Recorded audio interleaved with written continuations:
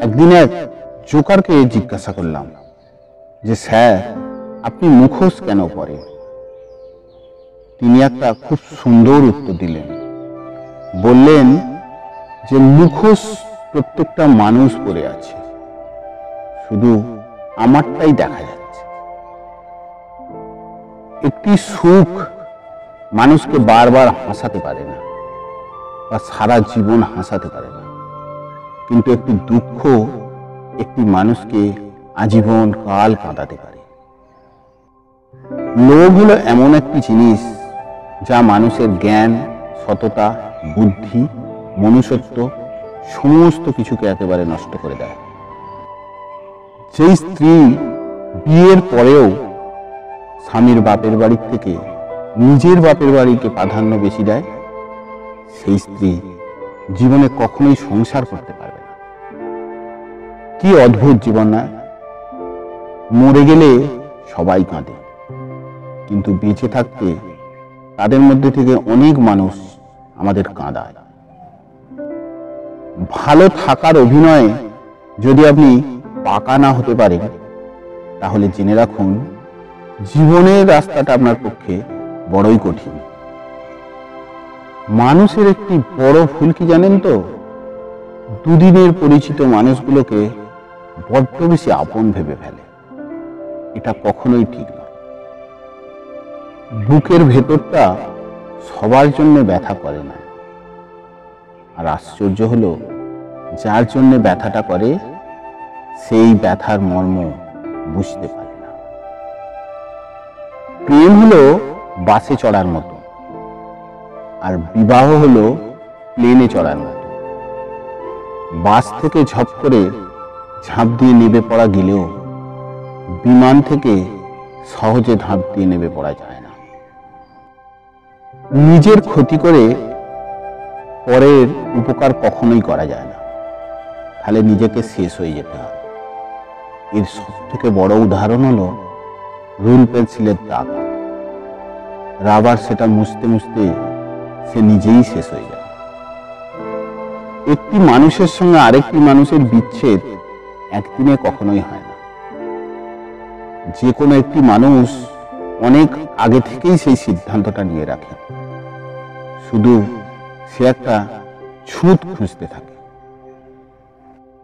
মিথ্যাবাদীদের সঙ্গে কখনোই বিবাদে লিপ্ত হবেন না, কারণ সে আপনার নামে মানুষের কাছে এমন এমন মিথ্যা কথা বলবে যা আপনি কোনোদিন কল্পনাও করতে পারবেন না। রাগ কখনো সবার উপর করা যায় না।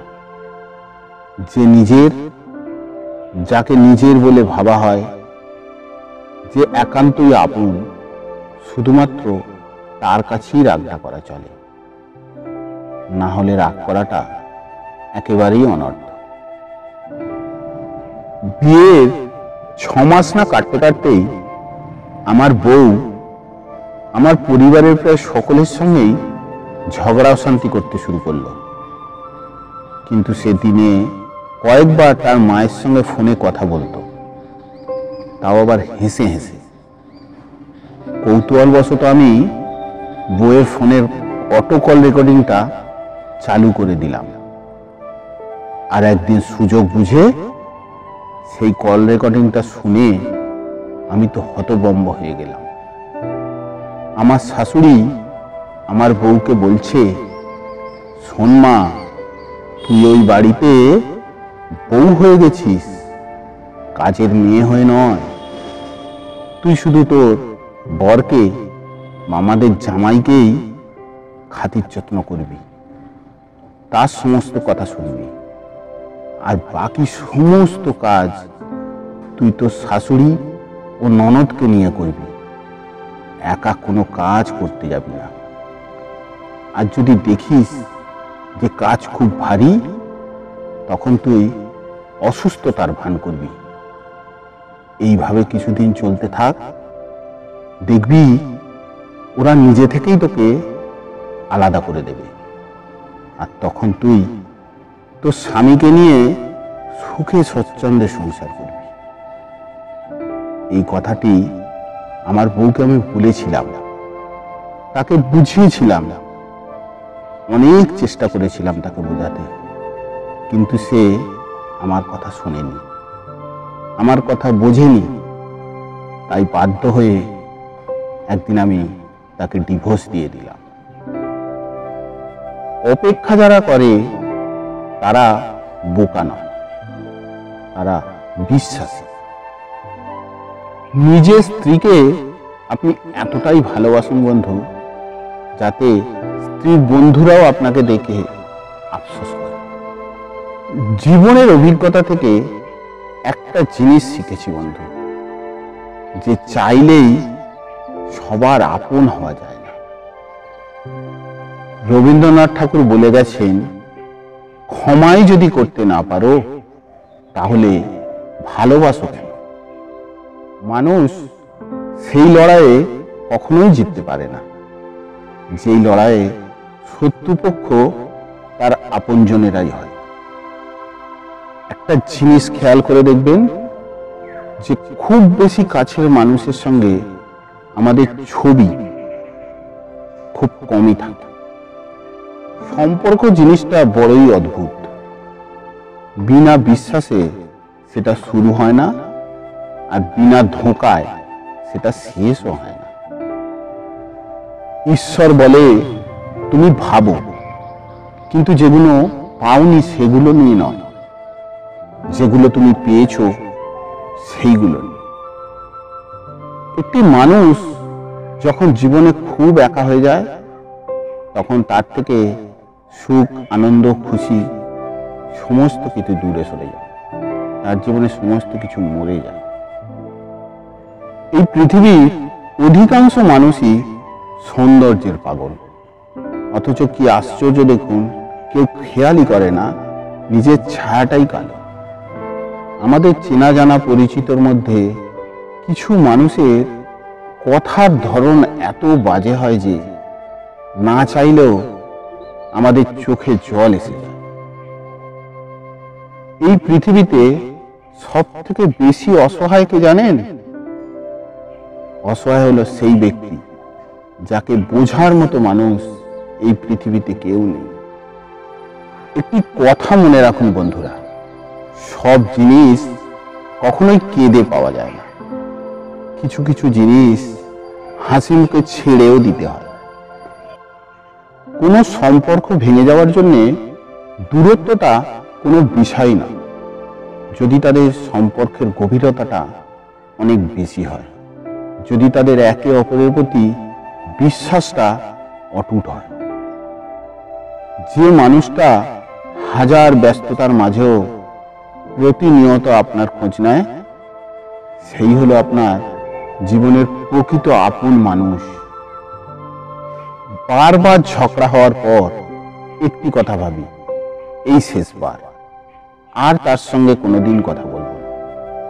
কিন্তু ঠিক একটু পরেই বুঝতে পারি যে না, তাকে ছাড়া আমি একটি মিনিটও বাঁচতে পারবো না। হঠাৎ একদিন খেয়াল করে দেখবেন, যে মানুষটাকে আপনি সব থেকে বেশি ঘৃণা করতেন, সেই মানুষটাই একদিন আপনার সব থেকে প্রিয় মানুষ হয়ে গেছে। বিশেষ করে মহিলাদের ক্ষেত্রে এটা খুব ঘটে। যে সমস্ত সম্পর্কে ছোটখাটো বিষয় নিয়ে খুঁটিনাটি ঝগড়া হয়, সেইগুলো হলো প্রকৃত ভালোবাসা। তারা একটুতেই একে অপরের দিকে সন্দেহ করে, তার কারণ হলো তারা একে অপরকে সত্যি সত্যি ভালোবাসে।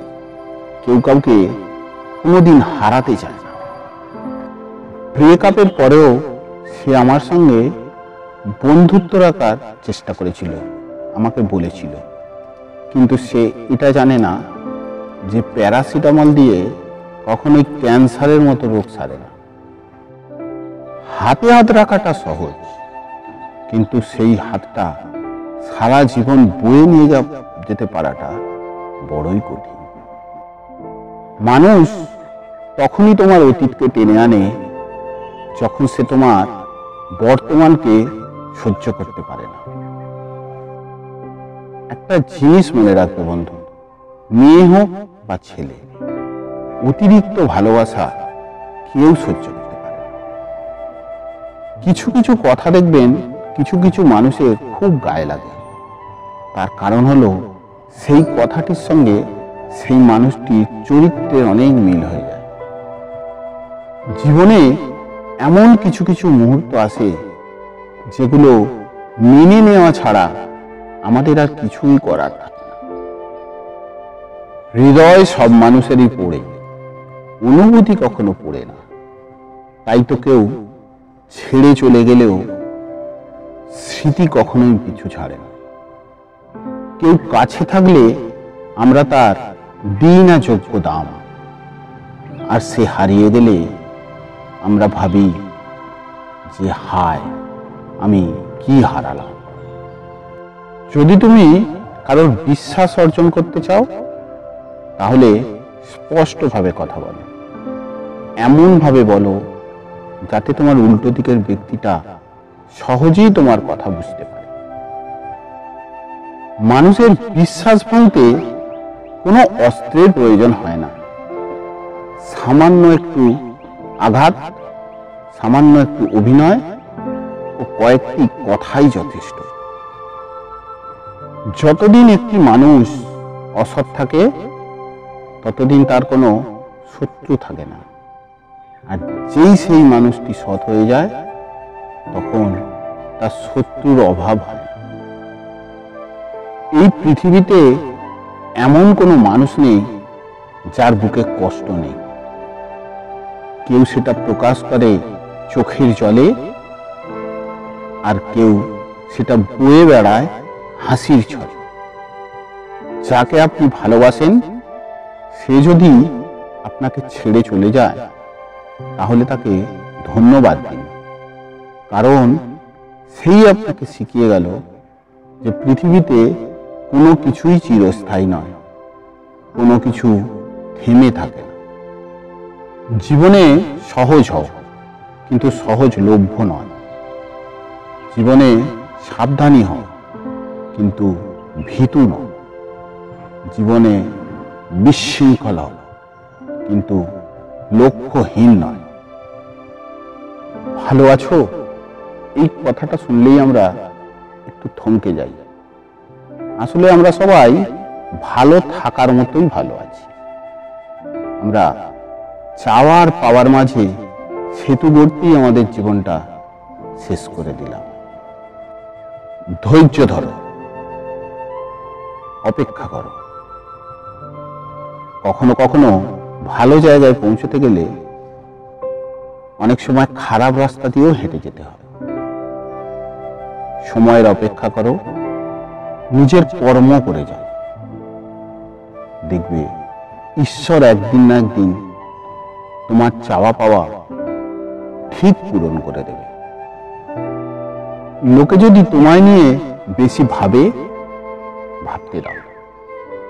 যদি তোমায় নিয়ে বেশি আলোচনা করতে দাও। যদি তোমার নামে বেশি বেশি নিন্দা করে তাও তুমি করতে দাও। কারণ তুমি এটা মনে রেখো যে এগুলো যদি করতে হয় তাকে, তাহলে সে নিজের থেকে বেশি তোমাকেই সময় দিচ্ছে। একটি ছেলের হাসির থেকে একটি মেয়ের হাসি দেখতে অনেক বেশি সুন্দর, কিন্তু একটি মেয়ের চোখের জল, একটি মেয়ের কান্না একটি ছেলের কান্না থেকে অনেক কম দাম। একটি ছেলের কান্নার দাম অনেক বেশি। তার কারণ হলো ছেলেরা সহজে কিন্তু কাঁদে না। জীবনে খুশি থাকতে গেলে এই কটি কাজ এড়িয়ে চলুন। 1, সবাইকে বেশি খুশি করতে যাওয়া। 2, অপরের কাছে বেশি আশা করা। 3, অতীত নিয়ে বেশি ভাবা। আর 4, অপরের থেকে নিজেকে কমজোরি ভাবা। সমাজ কি বলল তাতে কান না দিয়ে নিজের লক্ষ্যে এগিয়ে যাওয়া উচিত বন্ধু। কারণ জীবনটা সমাজের না, জীবনটা আপনাদের। আজ এই পর্যন্তই বন্ধু, দেখা হবে আবার পরবর্তী ভিডিওতে। ততক্ষণের জন্য সবাই ভালো থাকবেন, সুস্থ থাকবেন।